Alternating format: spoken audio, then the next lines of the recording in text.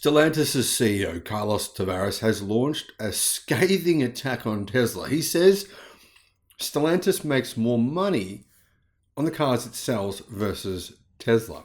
Is that true? Is he lying? Well, I can tell you right now that the CEO of Stellantis is telling you a story, and he's manipulating that story to be partially true but partially false. And he knows he's doing this. So does the media. So do all the electric car websites reporting on this, and no one has called it out. So here's the real truth behind Stellantis' claims that Tesla's profit has collapsed and it's now winning the race towards profit, that Tesla has finally entered the real world and all of a sudden they're finding things very difficult. Hello, my friends. Welcome to the channel. Great to see you. Thank you for tuning in. I'm Sam Evans. I'm from Australia. I'm the Electric Viking. Welcome to all the new subscribers. Great to have you. Welcome back to everyone else. Stellantis' CEO, Carlos Tavares, is extremely outspoken. He's probably the most outspoken CEO in the world. I know you think, no, Elon Musk is, but actually Elon Musk is usually quite nice about other CEOs and other brands, other car brands. When there's smaller ones and he thinks they can't succeed, I think he's just being objectively honest and he thinks it's not very likely. A little bit like the Asperger's sort of syndrome where you just say what you think is your honest truth. However, the CEO, Carlos Tavares of Stellantis, he seems a bit bipolar. Sometimes he's very positive about EVs, sometimes he's very negative about EVs, sort of all over the place. And his recent comments within the last 48 hours saying that Tesla has finally entered the real world and that now they're finding out it's very hard, their profits are shrinking, now Stellantis is beating Tesla. Are they true? Well, no, actually they're not. In fact, they are so false, it's laughable. In fact, I'm still just scratching my head thinking, why do people report on this stuff and never actually compare apples with apples? Now, the only fair comparison here would be to say, let's say you were selling fruit at a fruit shop, right? And you said, hey, look, there's Con over the street. He sells fruit and I make more money selling the same fruit as him. But what about if I was to sell strawberries and he was selling oranges and I said, look, I'm beating Con. I'm making more money selling my oranges than he's making on his strawberries. Well, that would be true. But what about if I knew that next year no one wanted oranges, everyone only wanted strawberries, right? Would it then be true?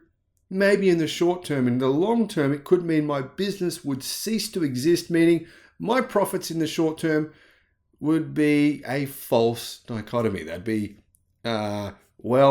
pretty pointless me pointing them out. And that's exactly what Carlos Tavares is doing here. Now, why do I say that? Well, I say that because he's saying Stellantis is now making more money per car than Tesla is. Now, first of all, that isn't actually true. Their gross margins over the last quarter were higher, but their profit per car was not. It was lower. In addition to that, I personally think the only fair comparison here is to compare apples with apples. Does Stellantis make money selling electric cars? The answer is no. It does not. It doesn't make a 1% profit. It doesn't make a 12% profit. It makes a minus who knows percent profit. It won't disclose that information, which it should, because I think its investors would probably want to know if the future product, which it will have to sell, I mean, Stellantis is predominantly a European car company selling in Europe in 2030, right? In 2030, it won't actually be legal for them to sell the majority of the products that they sell today. In fact, in 2026, the majority of the products they sell today won't be legal to be sold either. That's only 2.5 years away. The reason I say that is because most of the cars they sell don't meet Euro 7 emissions regulations, which will come into play pretty soon. And that's the reason Stellantis and their CEO keeps on complaining about Euro 7. It's not fair. It's going to suck. It's terrible for everyone. It's terrible for automakers. It's terrible for the customer. No. It's terrible for you, Stellantis, because you don't have any products that meet those regulations. Now, this is the biggest problem here. Tesla is selling the product that, is basically the future product. It's like selling a smartphone. Yeah. Stellantis, 9 out of 10 products they sell are like selling a BlackBerry or a Nokia. And they're crowing about the profit they make selling Nokia and BlackBerry phones today. Well, what are they going to be saying in 2026 or 2027 when the majority of the products they sell are not able to be legally sold? Well, then I'd say Tesla might have the last laugh. Now, Technically, here's what he said. They're entering my world. My world, he says. The world of tight pricing, cost competitiveness, and the operational issues that a big company like ours may face. Now, what would be his challenges if tomorrow Stellantis decided, okay, we're going to go EV only by 2024? How much profit would the company then make? Well, obviously none. They'd be losing billions of dollars. So I'm not convinced that Carlos should be making these kinds of statements because he doesn't really have a leg to stand on. The executive highlighted the fact that Tesla's profitability moved from 17% in the first half of 2022 to 10.5% in the first half of 2023, which is a big decline. The fall continued in the second quarter when they made 9.6% profit. He said, Tesla was more profitable than Stellantis. Now they are less profitable than Stellantis. Tavares said Stellantis' margins are better than that of General Motors, which he estimated at 8.3%. He also noted that Stellantis has no plan to lower prices on its vehicles, looking to squeeze production costs instead. He warned the automotive industry that all car makers, including Tesla, would have to face increasing competition from Chinese EV makers in their home markets. Except, sorry, Carlos, you're wrong. Now, yes, you do in Europe because China is about to flood the European car market. There's really no rules against it, and that's why you're sooking about it all the time. He's moaning about the Chinese invasion. He says it's going to devastate the automotive market in Europe, and it very well could. But is that going to happen in North America? Absolutely not. The IRS and obviously the incentives for manufacturers, battery incentives, everything else, it's all set up so that it's almost impossible for Chinese manufacturers to enter the North American car market. That won't happen anytime soon. I can guarantee that. I think everyone knows that. So Carlos is wrong about the so-called invasion of Chinese EVs coming to North America. I don't think he's even done his research on that. It's a bit embarrassing if you ask me. Is he right about Europe? Of course. Is he right about China? Of course, but Tesla's already competing in China. It's been the same way since Tesla started doing business there versus what it is now, pretty much.